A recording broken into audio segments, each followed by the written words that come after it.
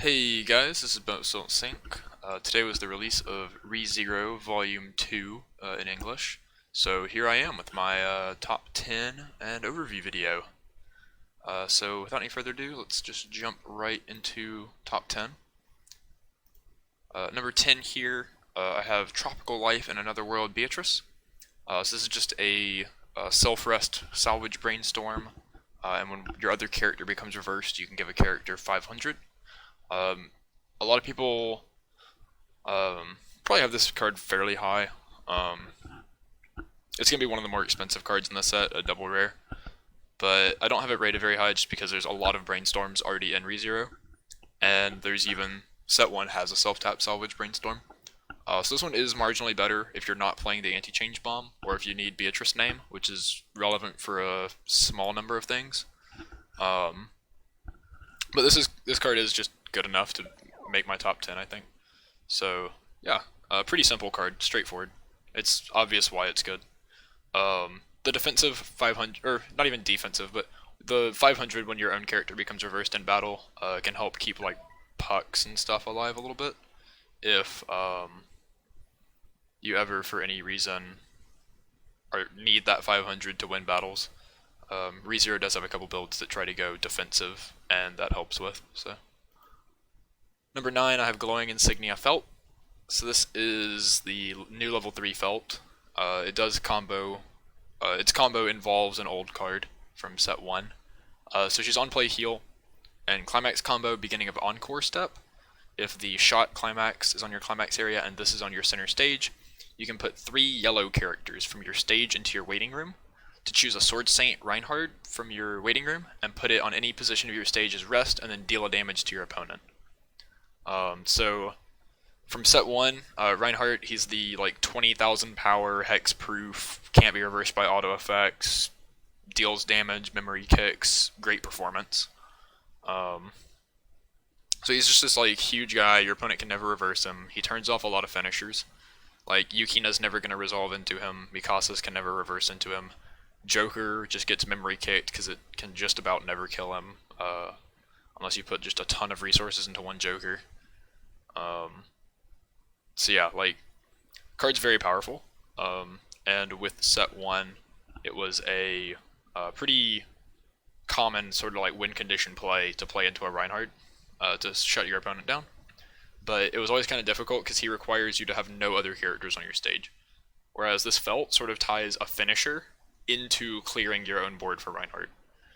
So the big play you do here is you field 2 Felts and have a full board of 5 yellow characters. So the first Felt is going to sack 3 of your characters, which leaves you with 2, but then it brings the Reinhardt down. So now you have 3 characters again. The second Felt will sack your 2 other characters and the Reinhardt to just bring the Reinhardt back. So you're getting to deal 1 twice. You heal twice, deal 1 twice, clear your board, and have a Reinhardt active, which is effectively going to deal like 3 more damage during your opponent's turn, and then let you go in for a second turn to finish them off. So it's a really powerful, just sort of setup, I guess. That doesn't take a whole lot to get going, since you just need like a Reinhardt and discard and 2 Felts and the climax. It's not a ton of damage output, but setting up the Reinhardt alone is enough to win you a lot of games, especially with the 2 heals that the Felt can give you. Moving to number 8, I have Value of the Insignia Felt. So this card is a little unassuming. It's a 1/0/35. During your turn, all of your other yellow characters get 1,000 power, and continuous, all of your other yellow characters get auto Encore 2. So obviously this isn't doing a whole lot outside of the yellow deck.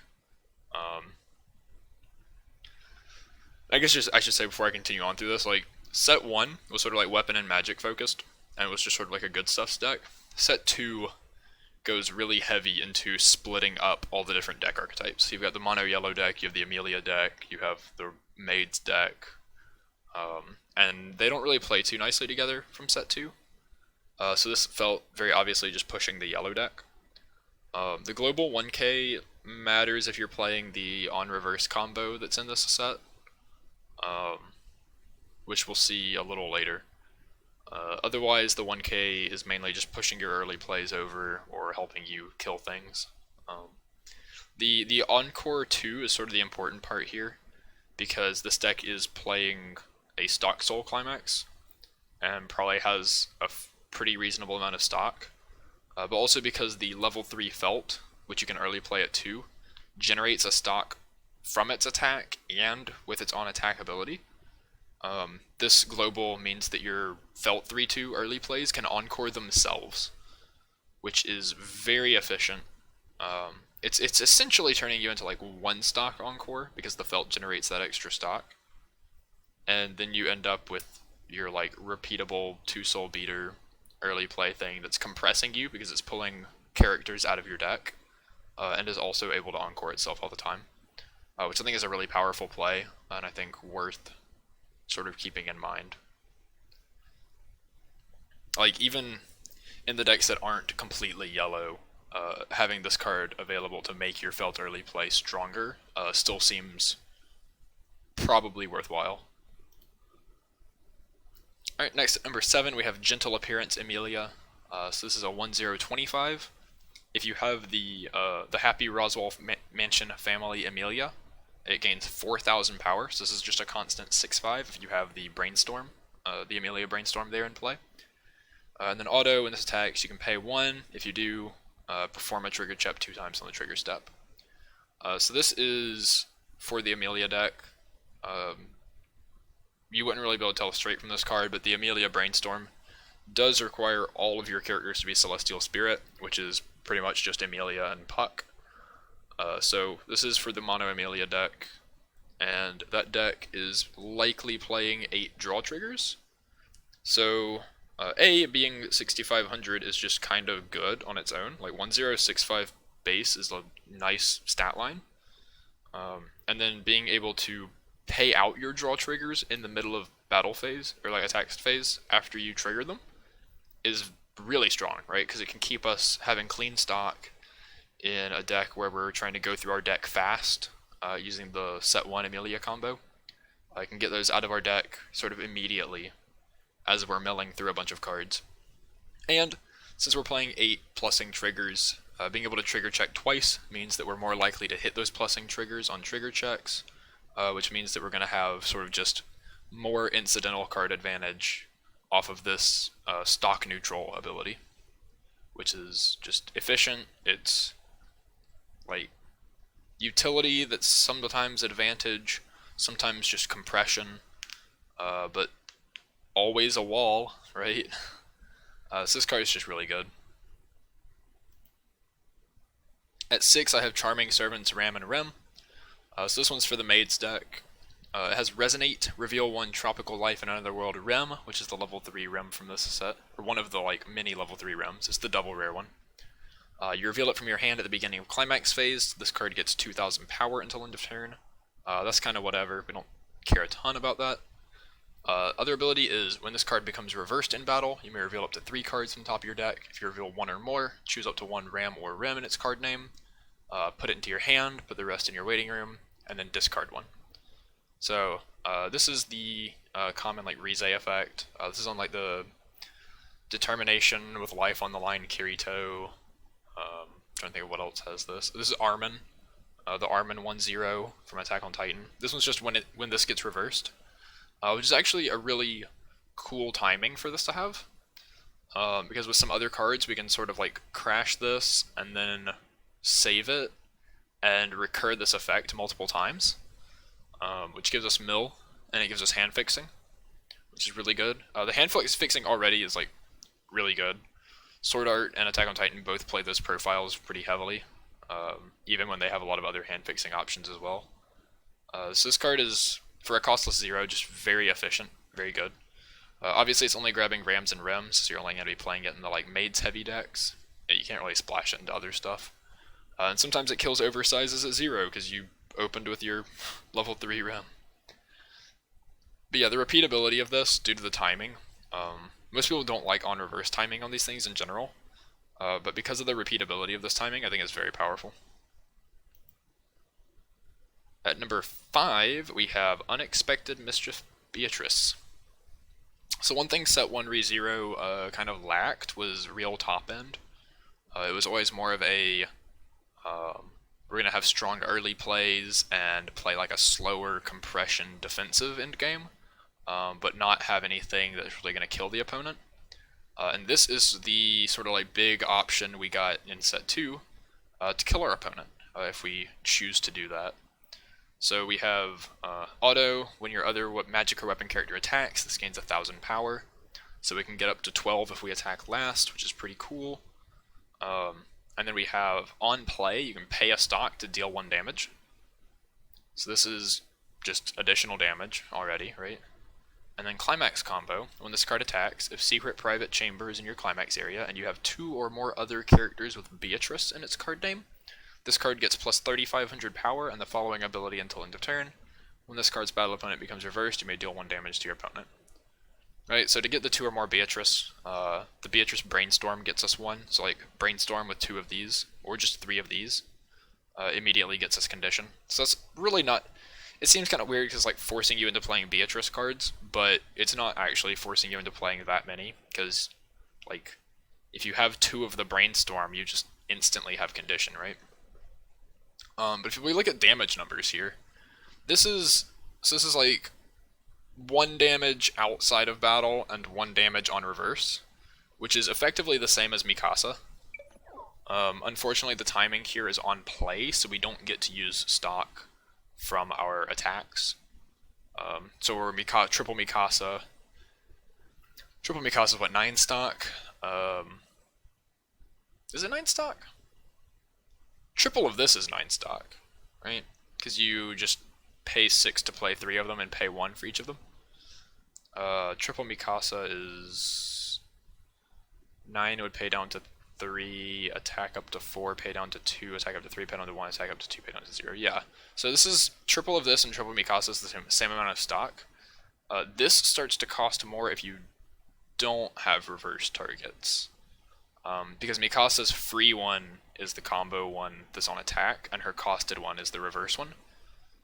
So if you don't have reverse targets, this starts to cost more to do the same number of burns that Mikasa would have. But otherwise, it's just on par with Mikasa, which is real strong.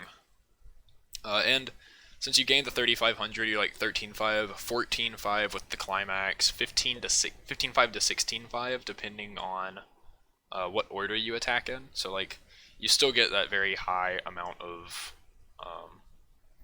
power to like always guarantee the reverse, sort of like Mikasa does. You don't get the soul manipulation with the like split 2k one, but otherwise you're like, this is a very, it's not Mikasa, but it's a very powerful finisher that's somewhere up there in the realms of Mikasa. So for anyone wanting to consider, hey, I want to just kill my opponent with ReZero, which I don't know why you're playing ReZero at that point, because ReZero does a lot of unique things that don't involve killing your opponent. But if that's what you wanted to do, or if you just really like Beatrice, yeah, here you go. Really powerful finisher. Number 4, Pure and Innocent Amelia. So speaking of Attack on Titan, which I guess, like, we had the Rize, we had the finisher, now we have this, like, we're just turning into Attack on Titan here. This is Armin Runner.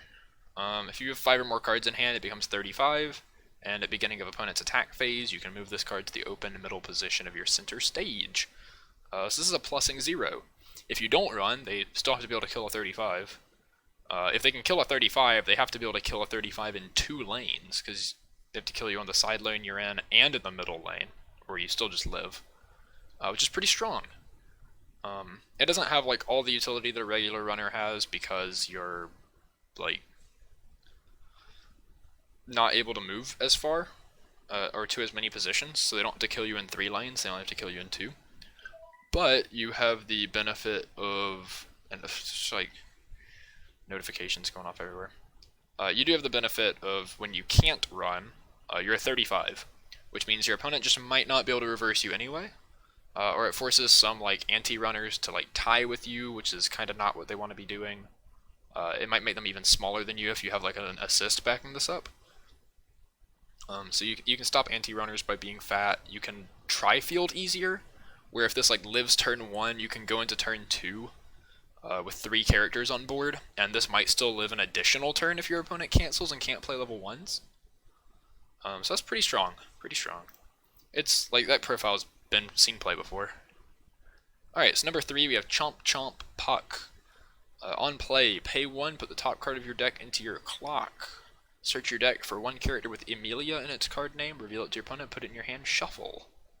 Second effect, Alarm. If this is on top of your clock and you have 3 or more Celestial Spirit characters, beginning of climax phase, choose a character, it gets plus 2,000 until end of turn. So this card obviously kind of wants to slot into the Amelia Celestial Spirit deck. It can also just go in the other decks though, right? Because the obvious comparison here is the level 0 double rare Rem from set 1 that searches for a level 1 or lower character. But most of the time, the level 1 or lowers you're searching for are just your Amelia Climax combo anyway. Or like, you have the Amelia Hand Filter level 1, the Amelia Climax combo. This can also search for like Amelia Anti-Change counter, or the Amelia Finisher, or the Amelia Early Play. There's an Amelia Brainstorm that those decks play pretty commonly anyway, since it makes your pucks really big. You're like 1-0 pucks. So this card kind of just grabs almost everything that your other Brainstorm would grab, or not your other Brainstorm, your other like Ricky effects would grab anyway. Brainstorm is one of like the few things it doesn't grab. But in general, this kind of just grabs everything the other one grabs. So you can play this in the other deck as like a 5th and 6th copy of that card. It's obviously a little worse because you don't have the like mill to draw and ditch effect. Instead you have an alarm that's probably not going off outside of Amelia decks. But in the Amelia deck, this is kind of your main one. This is the one you want to be playing 4 of, and maybe 1 to 2 of the other one. The alarm for plus 2k isn't super relevant. It helps your early plays get over stuff sometimes, but that's about it. You're also probably like only clocking this on the turn you early play, so there's that. Number 2, Tropical Life in Another World, Amelia. If Chomp Chomp Puck is in your clock, this card gets -1 level while in your hand, and that's why you're clocking it on the turn you early play, in case you were wondering. So these go together. You have the like super good clock costed plus that gets you through level 1 game, and then when you draw the second one, you clock it and get an early play out of it. It's kind of like the Swimsuit Megumin, how her like cycle goes in Konosuba, where she's like good plussing 0. And then also, when you draw it later, you get to clock it for good level 2s.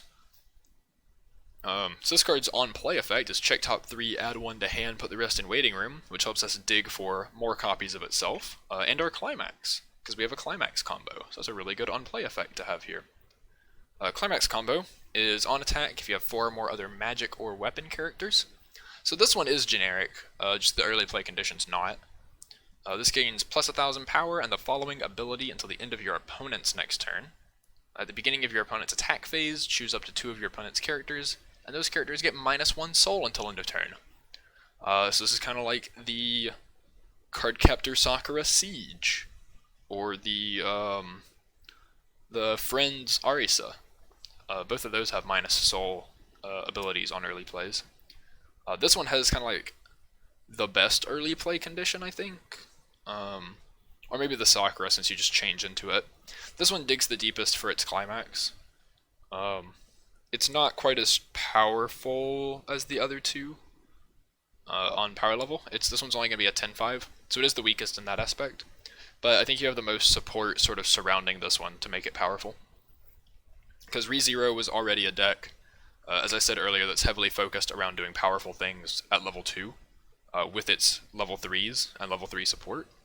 And I think when you use all that support to back up this Amelia, like your anti-change counters, your 2k assists, we have field encores now in this set. This Amelia can kind of just stick around forever and resolve her combo a couple times. And every time you resolve this combo, it's putting you like almost a turn ahead of your opponent, which is really strong, really strong. And even later in the game, like check top 3 is just good. It cantrips, and it gets you anything, which means you can dig for like anti-change counter, rest counter, climaxes to play, all that stuff. And moving into the number 1 spot, we have Seemingly Happy Behavior Rim. The only reason I have this card above the Amelia is because this card kind of just goes into every deck for the most part. Whereas the Amelia is probably only going into heavy Amelia focused decks because of the early play condition being restricted. Or like restrictive on what it can search. Whereas this card is just a good level 0 that only needs magic and weapon trait, and can just kind of go with everything. So this is very reminiscent of the Time to Get Serious Kirito.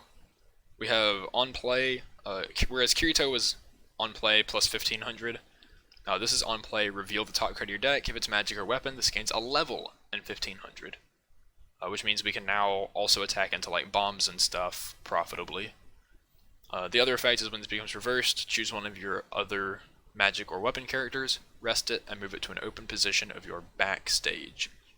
This has, like, obviously it's just a powerful profile, right? Because you can play more aggressively early, which lets you push more damage and generate more stock. Because you could, like, play a Brainstorm to the front row, swing with it, reverse something with Rem, rest your Brainstorm, move it to backstage. So now you've just gotten an attack out of your Brainstorm that didn't really cost you anything. So you can do things like that. There's also just a lot of cool interactions, like the Rim and Ram that on reverse reveals top 3 that I showed earlier. You can crash that, reverse something with Rim, save the Rim and Ram, move it to back row. Next turn you get to like stand it, move it back, and attack with it again, which means you're going to get the effect again if it dies. You might even get to use this to save it again, and you're just sort of like getting a ton of hand fixing out of it and a ton of attacks out of it without having to commit more cards. And all that just leads to having more hand, higher quality hand, better utility, all of that. So that's all just really good aspects of this card. Like, worst case scenario, you're just getting free attacks out of it. And since it gets to 35, it gets reasonably big enough to kill things. So yeah, recap on my top 10 here. Just sort of a lot of blue cards because the set's like 50% blue. Most of it is utility for the various sort of decks that we've split off into now, since the core of the really powerful cards are kind of the same as they were before. And now we're just sort of getting additional text to make the side decks more meaningful, I guess. And then we have the Beatrice up there that's just, you know, really strong finisher. So moving into some sample deck lists. I don't have one for sort of what was referred to before with set 1 as the meta list, the yellow-blue deck. I don't have an updated one of that in here because the deck pretty much stays the same, and then fits in like a couple, like 3 copies probably of the Rim level 0, the Clean Cut clone that I had at number 1. You fit in like 3 copies of that. You probably switch your Brainstorm to the Beatrice Brainstorm, just because it has the second effect that the Ram doesn't. And then like maybe change like 1 or 2 other cards. Otherwise the list is pretty much just staying the same, so I'm not going to waste my time talking a whole lot about it. But the list I do have, we have a yellow Felton Reinhardt deck. So this is sort of the new like mono yellow deck they've pushed. You can see I have some like not yellow cards in here, but that's just because they're really good utility. So we have the runners from set 1, we have the Rickies from set 1 that let us search for things, because we still want kind of selective pieces. We want to get our level 1 combo here, even though we're only playing 3 of it. We have the Posture in the Face of Enemy Felt. This is a new card. Your other character in the middle position of the center stage gets 1500 power, and when it direct attacks, you give a magic or weapon character +1 soul until end of turn. So we can use this early game to push a little more damage, make our middle lane bigger, which might help us with reverses. And pushing soul's just good early, first deck. And later in the game, it can help us, like, say we early play, open up a lane with it, we can play this, direct attack, give a character a soul, and then use our early play Felt to give the card that's plus soul cancel burn. So now we have, like, sort of a almost Mayo-y situation going on, where we're giving plus soul, and if they cancel that, they still take damage. So that's a pretty cool interaction there. 3 copies of the Beatrice Brainstorm, because we need a Brainstorm in the deck, and there aren't really good yellow Brainstorms, so we're playing the Beatrice one just for the salvage. 3 of the Seemingly Happy Behavior Rim. We don't want to go up to 4 just because a lot of our effects or not a lot, but our late game effect does require us to have pretty much 5 yellow characters on board, and we would rather have like the posture in the face of enemies as our kind of 4th brainstorm and 4th rim slots, just so we have more yellow. So we're just playing the 3 copies of the rim. We have 1 copy of Felt's Knight Reinhardt. It gives us a counter that we can search off of our early play effect, since none of our other counters are searchable off of it, in case we want to protect our early play. Otherwise, there's not a whole lot in this deck that we're super keen on protecting, other than maybe the Petite Felts. Which the Petite Felts, it's a 1-0, pretty much 6-5. It's if all your characters are magic or weapon, it gains 1,000. And then on play, you reveal top card of deck. If it's not a magic or weapon character, she cannot frontal attack during the turn she's played. So hopefully we're not running into that scenario, but since they are 65, sometimes we might be protecting them with the counter, if we draw it.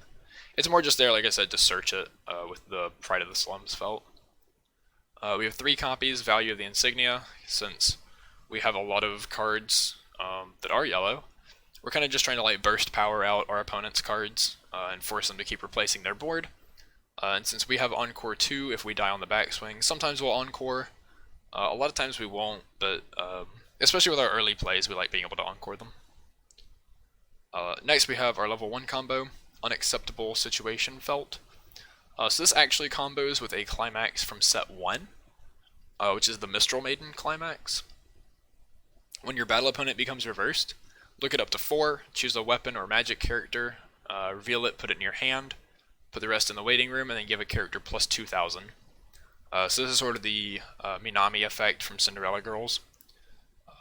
We're not, like, we would like to ideally do this at level 1, and then also have our climax again for level 2, but since we're playing the same climax for level 1 and 2, that unfortunately can't always happen. So that's why we're only playing 3 of the Felts. They're relatively easy to get, and the climax isn't. So that's sort of the one kind of flaw with this deck, is sometimes we just have to like ride crap until we get to level 2, start compressing our deck, hitting brainstorms, and trying to make up ground that we lost. But if we do get to this at level 1 and at level 2, then this is real sweet. We play 1 copy of Face the Crisis Wilhelm. So he is a 55, cannot side attack, and at the end of his attack, you can send him to waiting room to draw 1, discard 1. So this kind of plays into setting up for Reinhardt, in case we can't get the full board of 5 yellow characters. If one of our characters is Wilhelm, we can just play him over something, and do a 4 character turn where we sack the Wilhelm to his own attack in order to clear our board. The Draw Ditch in the middle of the game can also be kind of cool. It can help you dig towards the 2nd Mistral Maiden. It can help you clear board slots so your opponent doesn't get reverse effects, and stuff like that. We play 1 Heirs of a Queen Priscilla. This is the rest counter. It costs a ton. Pay 4, discard a magic or weapon character. But this deck, since we play stock souls, and since the Felt early play generates a stock every time it attacks, we can actually have enough resource to make use of it. So we are playing 1 of that. We have 3 Pride of the Slums Felt, because we always want to see it. But we only want to see 1, right? Because you can't make use of really more than 1 in a turn. So this is on play if you have 5 or fewer cards in deck. You can discard Mistral Maiden and send itself to waiting room. You shuffle your waiting room into your deck, search your deck for Royal Election Candidate Felt, which is the level 3 from set 1. Play that, and then search for a Reinhardt or Felt and add it to hand. So it kind of like gets you an early play, means that you don't take refresh damage, replaces itself and the climax. Really good. This was sort of like the mainstay of the set 1 meta deck, so it's still really strong here. And now we get to make use of like our yellow Encore and stuff like that to keep it going even stronger. 2 copies of the anti-change counter, because we have early plays, so we kind of force our opponent to play into them, and this protects them. 4 of the Glowing Insignia Felt, that I already talked about because it's our top end combo, and 3 of the Reinhardt because we want to make sure we always have it in discard. And it's just more level 3 that we can stick in level zone, since Reinhardt does need experience 6. And then our climaxes are just the Mistral Maiden and the shot for the Felt level 3. The next deck I have here is the blue Amelia deck, and oh man, that is a lot of Amelia. A lot of these cards I already talked about though, or they're from set 1. The Pure Maiden is just a top check filter, and on attack if you have one of your other characters. Mill, if it's a level 0, you can play it to backstage. Sometimes we get a card off that, sometimes we don't. It's kind of just in here for the filter. 4 of the runners, because they have Amelia in their name and the other runner doesn't. That's, yeah.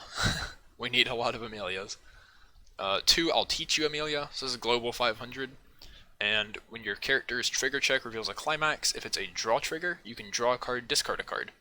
So this means that when we trigger draws, we get to dig even deeper, which is good, because this deck doesn't have a ton of selectivity, it's more just drawing off the top.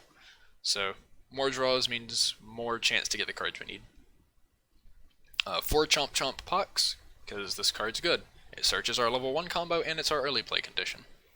4 Brainstorms, because it only has to rest itself. It does need all your characters to be Celestial Spirit in order to get the Brainstorm ability, but all of our characters in this deck are Celestial Spirit, so we'll always be a Brainstorm. On play, it gives an Amelia plus 1000. Probably never going to matter outside of like turn 2 if you have a character and play this and manage to get over your opponent's character because of it. And we play 1 second Morning Amelia. This is a 500 assist. And when your other character with Amelia goes from stage to waiting room, you can sack this off to bring it back rested. We're playing this sort of how like Sunshine plays Capture Stance Kanon. We can, if our early play gets killed, we can sack this to bring our early play back, which is a lot better than having to play another one for 2 stock usually. There's only one of it because it's not like super important. We'd kind of, assuming Brainstorm stays on back row, there's a bunch of other back row that are also really good. So this is just sort of here as another, if we need it sort of thing. 4 Silver Hair Beauty Amelia. This is our level 1 combo. On attack, if you have 3 or more other magic or weapon, check top 4, add 1, put the rest into waiting room, and this gains 1000 power. So this just doesn't need to reverse, always gets to combo off. Checks top 4, has Amelia in name. The only other Amelia combo option is an on reverse search, so this is just way better because we don't need to reverse, and it's also like 7k, which is sweet. That's relatively decent, relatively big. 2 Great Spirit Puck. Unlike the decks from set 1, we've cut down on these. We're not really using them to wall. They are level 2 6500s, so they are kind of big, and we can wall with them if necessary. But they're more in here for the level 3 Amelia that uses them as a restand target. We play 2 copies of A Morning Moment Amelia. We don't care about the second effect at all, but the first effect is on play, look at top 2, put 1 in hand, put the other in discard, discard 1. This helps us dig for our climax. Since draws don't exactly consistently draw into other draws, playing this lets us check top 2 and have extra chances to get our climaxes, which means we can get level 1 combo more consistently. It means we can get like second and third turns of our level 3 combo more consistently, since doing the level 3 combo like turn after turn is very powerful. 3 of the Gentle Appearance, because Twin Drive helps us pay out all these draw triggers in the middle of attack step. And it's also kind of big. 65 is kind of the number that we're sitting at in this deck. Which if we have like one of these globals in the back or the assist, we're at 7k, which is a pretty reasonable defensive number, I think. Then we have 2 of the Amelia Protecting Felt. We're playing these 1500 backups instead of the 2k backups, the Reinhardt backups, because of the alarm text. It's if this is at the top of your clock at the beginning of your main phase, you can swap it with a character in your waiting room. So this essentially means that we have 6 of the Chomp Chomp Puck for our early play condition, because if we're just holding a backup, we can clock it, and then move to main phase and swap it for the Puck. Obviously we'd like to clock the Puck straight away, or like just straight up if we have it, but instead of using our climax combo and stuff to grab a Puck and hold it, holding the backup is a little better, because it does give us the option to back up, and if we don't, we turn it into early play condition. So it's just it's better to hold than the Puck, but kind of worse in any other situation. So we do play 2 of it, just for consistency on early play. 2 Bath Time Amelia. It's a 2k assist to level 3 or higher characters. So this is going to turn our early plays into 11-5s, 12-5 if they resolve combo, 13-5 on offense. On play, draw 1, ditch 1. So that's going to help us dig into more copies of the climax. Because like at this point, if you're playing the Amelias and checking top 3, and then you like draw a card with this, and you get multiple copies of their climax, you kind of just want to hold them, right? Because minus souling your opponent means you're not taking a lot of damage anyway. So refreshing with them for compression to cancel isn't as important, because your opponent's just not attacking for damage. And by holding them, it means that you get to prevent your opponent from attacking for real damage for another turn. Because a lot of times you can just, if you have 3 Amelias, you can just minus 3 soul 2 of their lanes, and then if you cancel their 3rd lane, you're good to go. And if you don't, they still only stuck 1 attack. So yeah, and then it also has a brainstorm that can prevent our opponent's characters from standing. Usually not super relevant, unless they have like Sunshine with a Mirai ticket Yo or something that we can lock down. We have 2 of the Smuglook Amelia. It's the anti-change counter. We're pretty much always going to play 2 of these because ReZero focuses heavily on early plays, and we want to be able to protect them. We have 2 half-elf maiden Amelias. This is from set 1. If you have 3 or more magic or weapon characters, it becomes an 11k with optional memory kick. Not super relevant, but that's there. And during the turn it's placed, when it reverses something, pay 2, ditch 1, and send one of your other characters to waiting room to play Great Spirit Puck onto your stage. So this is our sort of only finishing ability we have in this deck, since Amelia kind of lacks a lot of finisher option. So we're playing 2 of these as like pseudo restands to finish off our opponent in the last turns of the game. A lot of times you'll just want to like hold a puck in your hand so you can discard it for cost and play it that way, so you're not having to rely on one of our 2 copies being in waiting room. 4 of the Tropical Life in Another World Amelia. This is our early play, minus soul, check top 3. We already talked a lot about this card. It's just sort of like the main key card of the deck right here. And then 2 Farewell Amelias, because we need some healers, so we're playing 2 of these.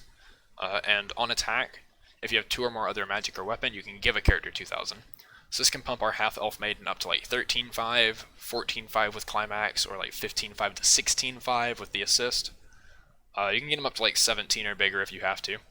So this sort of guarantees the reverse, so we can get our restand effect off if we need it. And then our 8 draw triggers for climaxes. And the last deck we've got here real quick, this is the Maids deck, so this is red and blue. Unfortunately, there's way more blue Maids cards that are good than red ones, so the red's a little thin in this deck. And that's something I'd like to try to fix a little bit. You can drop like the sensing surreptitiously for level 1 bombs or something if needed. But yeah, so we have 4 of the Brainstorm from set 1. It's just a rest self-salvage Brainstorm like the Beatrice. The other effect on it that's relevant is that on play you can discard a card to bond the 2/1 anti-change bomb rim, which is the one with the dark blue background there. So we do have access to that. Not super important, but it exists. 2 of the Sunlight Rim and Ram. It's a level 0 bomb, and activated ability, discard 1, sack it off, salvage a magic or weapon character. This is mainly to like loop early plays, or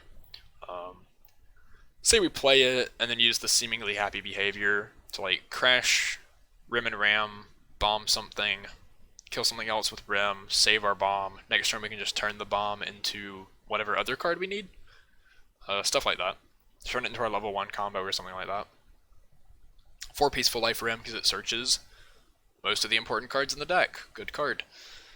4 Seemingly Happy Behavior because it has really cool interactions with Sunlight Rim and Ram and with the Charming Servants Rim and Ram, letting us reuse their effects multiple times. Lets us be more aggressive, which this deck kind of really needs to be aggressive, just to generate resources to go into endgame, because it's kind of stock hungry at the top. So we want to be attacking as many times as possible. We play 1 of the Frightened Ram backup. We play 4 Charming Servants. Obvious reasons. Hand Filter. It's kind of our only mill and only hand fix in the deck, so we really want it. Play 1 Frightened Ram. It's a 2k backup. There's not a whole lot at level 1 worth protecting, but at level 2 and 3 we're trying to early play and get some big guys out there. And it's red color fix in case we need to like clock it to get our level 1 combo off. So 1 more red card and it can protect our guys. 4 Ram combo. So this is from the new set. On play it gains 1500, and on reverse you salvage 1. Really simple card. It's just 7k on reverse salvage combo. But it combos with comeback, so it's a little better than the one from set 1. We have 3 of the Sensing Surreptitiously Rim. So this is a 7k on our own turn, 4k on opponents. And on attack, you can look at 2 cards from the top of your deck, choose one and put it back, and put the other one in your waiting room. Or put them both in your waiting room. Or, no, I'm sorry, you do have to put one on top, and then if you look at 2, the second one goes to waiting room. Yeah. So it just sort of lets you pick what card you're putting on top. If you're in need of hand, you can put like your plus and climaxes on top if you see them. It kind of lets you manipulate like soul triggers if you're going for specific damage counts, which is usually not relevant because this is a level 1 and you don't care as much about specific damage counts there. But stuff like that. It can kind of mill through the deck. Like, there's just not many like really good level 1s here. So that's what I was saying, like you can drop these for level 1 bombs if you just want a little more red. Which that's gonna be like the Ram box topper promo from set 2. 2 of the Smug Look Amelia. Again, anti-change counter because we have early plays. 1 of the anti-change bomb, because it's bondable, otherwise we wouldn't be playing this. Just sort of a reactive play that we can do to get rid of our opponent's early plays. It's mainly going to be really good against Love Life Sunshine, because we can get rid of Yo to the bottom of deck, instead of giving our opponent a chance to capture stance it. 2 White Whale Hunt Rim. So we're playing this instead of like a level assist or something. It's a 1000 power assist, but if we have the Blue-Haired Maid Rim, which is the early play from set 1, we can, if that card gets reversed, we can pay 1, discard 1, rest that character, and then draw 1 card. So it's effectively pay 1, encore, and hand fix. But it means that we don't lose the markers that are under our Rim, and I'll talk about those in a second. 2 copies of the Bath Time Rim and Ram. So this is from set 1 as well. If all your characters are Roswell, Ram, or Rim, it gets plus 1000 power. On attack, you reveal top card of deck. If it's a Roswell, Ram, or Rim, you deal X damage where X is equal to that character's level. So that's kind of like Mirai Ticket Yo, where you just deal X off the top. We are playing a lot of higher level cards in this deck, so we're still only about like 50% to hit the burn, but when we hit it, it's usually going to be 2 and 3. So this is just sort of a costless finisher we've got. And then when it reverses something, you can pay 1 to top deck a card from your opponent's waiting room, which again just sort of adds on to a little bit of finishing power for the deck with increased consistency of damage. 3 Blue-Haired Maid Rims, and this can go up to 4 if there's anything else in here that you wanted to drop. So this is -1 level if 2 or fewer climaxes in waiting room. On play, heal. Plus 1000 for each marker under it, and when it reverses something on your turn or opponent's turn, you can choose a magic or weapon character in waiting room and put it under her as a marker. So that's why we're playing the White Whale Hunt, since we don't want to lose our markers. Using other methods to encore it, we're going to lose the markers. Whereas this ability lets us save the markers even if our opponent manages to kill it. Then we have 1 Modest Request Rim. This is here just mainly for a specific couple matchups that are going to have like anti-damage and stuff like that. So this is an assist. All of your Rim, Ram, and Subaru in front of it get plus 2000 power and cannot be chosen by your opponent's effects. So this is going to beat out like rest counters, anti-damage counters, compass, stuff like that. Which can really be a pain for our restanding Rim level 3. Other effect is on play, draw 2, discard 2, put the top card of deck into stock. So that is means it only comes down for 1 stock, so it's kind of efficient, and it can help us dig for our climax at level 3. Then we have Light of Love Rim. This is the trial deck level 3 from set 1. On play, draw 2, discard 1, so even more dig. And on attack, pay 1, discard 1, mill 5. And deal X to your opponent, where X is the number of climaxes you reveal. So, kind of just a less costly, pay 1, ditch 1's pretty cheap. Since we have a lot of costed characters at level 3, and early plays, we're just kind of trying to keep our costs low for finishing. Inconsistent damage, but damage nonetheless. And last, we have Tropical Life in Another World Rim. 3/2/95. During your turn, if all your characters have Rim or Ram in its card name, it gains 2,000 power. And then on play, look at top 3, put 1 in hand, put the rest in waiting room. And at the end of its attack, if all your characters have Rim or Ram in its card name, you can pay 3, discard a Rim or Ram, stand to this, and this gains 2,000 power. So this is basically the Batman Ninja double rare level 3 that just came out. It's the only difference is the Batman Ninja's 500 power for each other character. This is just 2k during your turn. And this one's a little more restrictive, since the Batman Ninja's like, it just needs weapon characters. This needs specifically Rims and Rams. Otherwise, it's like functionally identical. Unfortunately, this deck is a little tighter on the resources at level 3, so being able to field multiples is a little less likely. So that's why we have like the costless finishers to sort of complement it at the top. But we do have the assist Rim that can make it untargetable, so that we can dodge anti-damage and stuff like that that still give the Batman some problems occasionally.